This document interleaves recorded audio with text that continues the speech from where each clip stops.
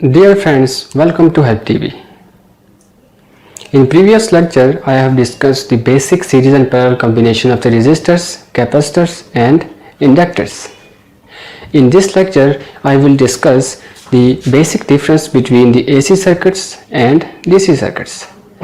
I will also discuss the difference of the short circuit and open circuit. At the end of this lecture, I will discuss the voltage division in series circuit of the resistors, current division in the parallel circuit of the resistors. Let's start with difference of the AC circuits and DC circuits. जो AC circuit और DC circuit में सबसे बड़ा difference है वो ये है कि फ्लो ऑफ द इलेक्ट्रॉन्स। जैसे कि मैंने आपको प्रीवियस लेक्चर्स में बताया था कि जो करंट की डेफिनेशन होती है वो होती है current is flow of the electrons.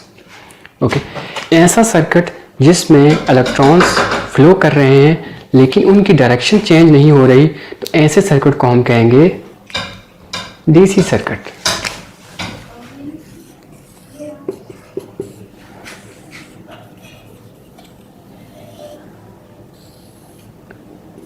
ये एक ऐसा सर्किट है जिसमें इलेक्ट्रॉन्स का फ्लो चेंज नहीं हो रहा बल्कि वो कांस्टेंट है, उसकी डायरेक्शन सेम रहती है।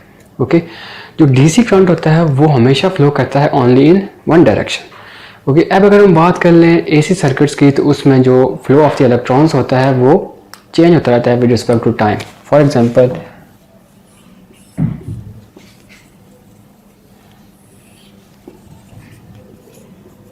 ओके, अब हम देख लेते हैं कि जो फ्रीक्वेंसी है वो एसी सर्किट की और डीसी सर्किट की क्या होती है। अगर हम बात करें डीसी सर्किट की तो उसकी फ्रीक्वेंसी क्या होती है, 0। उसकी वेव फॉर्म कुछ बनेगी इस तरह। डीसी सर्किट की डायरेक्शन जो कि सेम होती है तो उसकी वेव फॉर्म क्या बनेगी, इस तरह से बनेगी। ओके, अगर हम बात करें एसी सर्किट की तो उसकी जो मैग्नीट्यूड होता है वोल्टेज का वो with respect to time change होता रहता है। फॉर एग्जांपल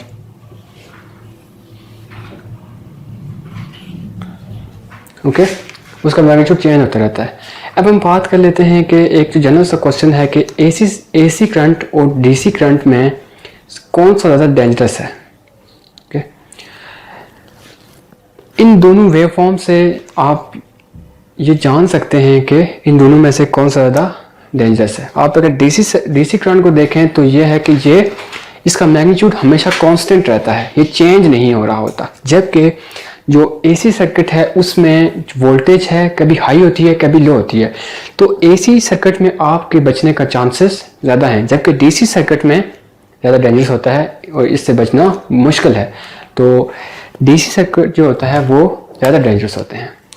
अब हम बात कर लेते हैं शॉर्ट सर्किट और ओपन सर्किट में बेसिकली डिफरेंस क्या है। अगर आपके सामने ये एक सर्किट है और इसके दोनों टर्मिनल्स ओपन हैं, मीन्स कि ये दोनों कनेक्ट नहीं हैं, तो ऐसे सर्किट को हम कहेंगे ओपन सर्किट।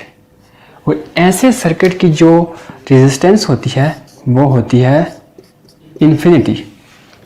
जबकि ऐसे सर्किट में करंट कोई भी फ्लो नहीं करता, वो ज़ीरो होता है और वोल्टेज एग्जिस्ट करता है यहाँ पर। ओके, अब अगर हम बात कर लें शॉर्ट सर्किट की, तो शॉर्ट सर्किट में अगर आपके पास दो पॉइंट्स हैं तो आप उनको वायर के ज़रिए से कनेक्ट कर लेते हैं तो यह हो जाता है शॉर्ट सर्किट। और शॉर्ट सर्किट की जो रेजिस्टेंस होती है वो होती है 0, जबकि इसमें से करंट फ्लो करता है and voltage equal to 0। Okay, अब हम बात कर लेते हैं voltage division in series of the resistor. अब हम बात करने लगे हैं कि सीरीज सर्किट में वोल्टेज डिवाइडर रूल को आप कैसे लगाएंगे। For example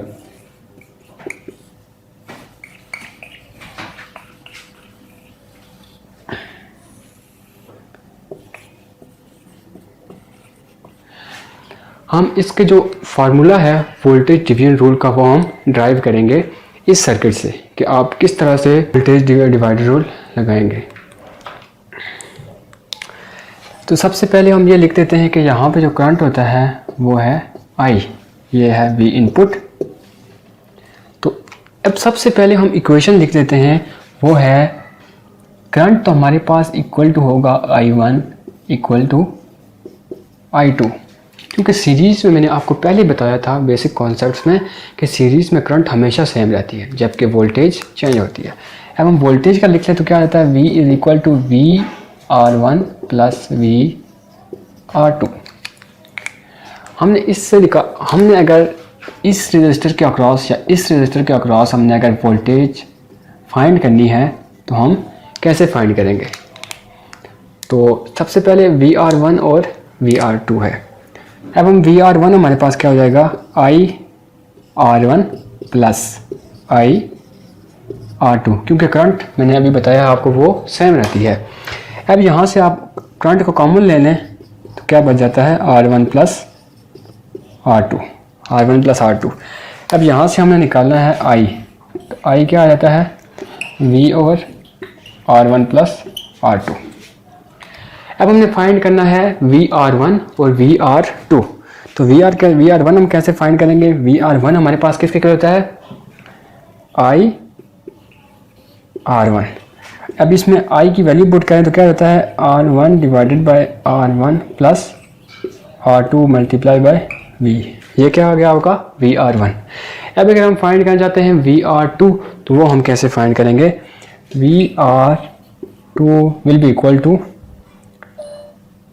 I and R2।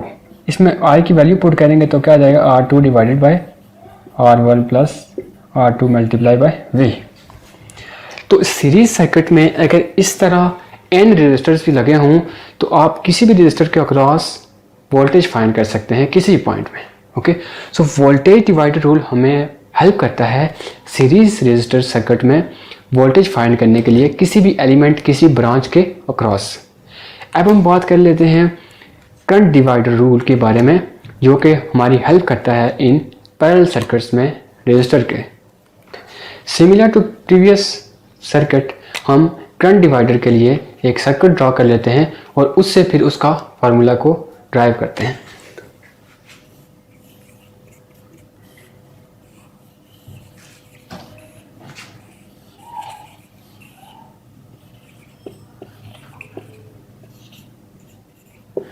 Okay, same वहाँ पे रेजिस्टर्स से सीरीज़ में।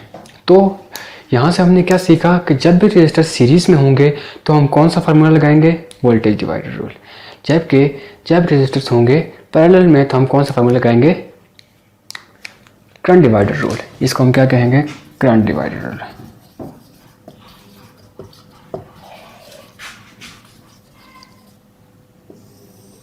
Current divider rule.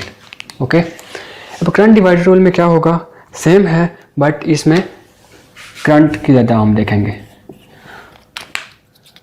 ये क्या हो गया, I1 I2। जैसे कि मैंने आपको बिल्कुल बेसिक कॉन्सेप्ट में बताया था कि सीरीज़ में हमेशा करंट सेम रहता है जबकि पैरेलल में वोल्टेज सेम रहती है।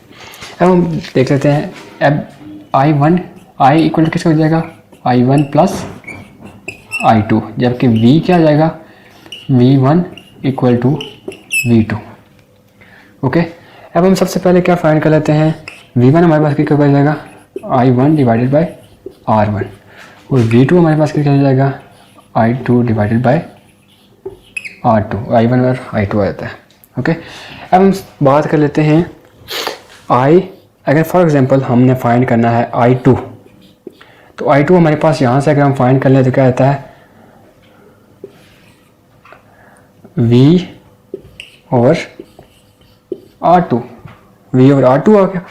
अब V की जगह वैल्यू पुट करें, V1 हमारे पास आता है I1 R1, V2 आता है I2 R2। अब इसकी वैल्यू यहाँ पे पुट करेंगे हम I2 R2 divided by R2।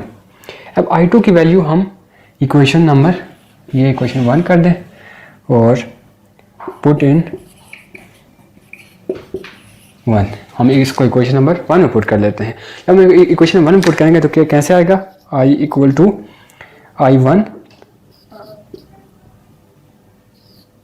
इसको I1 है, I1 I2 R2 divided by R2 plus I2 equal to, अब यहाँ से हम I2 को कॉमन ले लें तो क्या आ रहा है, I2 कॉमन आ जाती है, क्या आता है R2 divided by R2 plus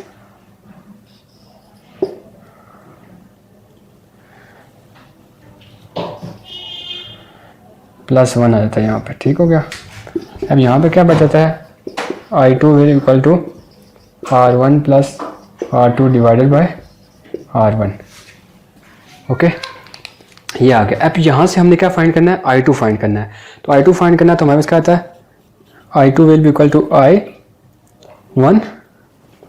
I2 will be equal to R1 divided by R1 plus R2 multiply bye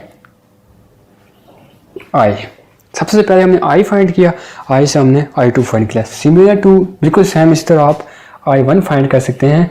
I1 will be equal to R2 divided by I1 plus R2 multiply by I, similar to. तो हमने बिल्कुल simple तरीके से current divider rule को और voltage divider rule को हमने drive करके उसका फार्मूला निकाला। तो आपको ज़्यादा इस पर वो जो करने का, आप बेसिक सिंपल जो मैंने आपको मेथड बताए थे आप उसको लेके चलेंगे तो आपको सिंपली आप जो है ना इसको ड्राइव कर सकते हैं इजीली, आपको कोई भी मसला नहीं होगा। इस लेक्चर से रिलेटेड अगर आपको कोई क्वेश्चन है तो आप कमेंट बॉक्स में कमेंट कर सकते हैं। आप हमें ईमेल भी कर सकते हैं, ईमेल आपको डिस्क्रिप्शन में मिल जाएगी। और अगर आप कोई टॉपिक ऐसा सर्किट एनालिसिस का कोई कॉम्प्लेक्स टॉपिक जो कि आप समझना चाहते हैं और आपको उसको समझने में डिफ़िकल्टी आ रही है तो आप कमेंट बॉक्स में कमेंट कर सकते हैं, हम आपको इंशाल्लाह समझाएंगे। मिलते हैं नेक्स्ट लेक्चर में।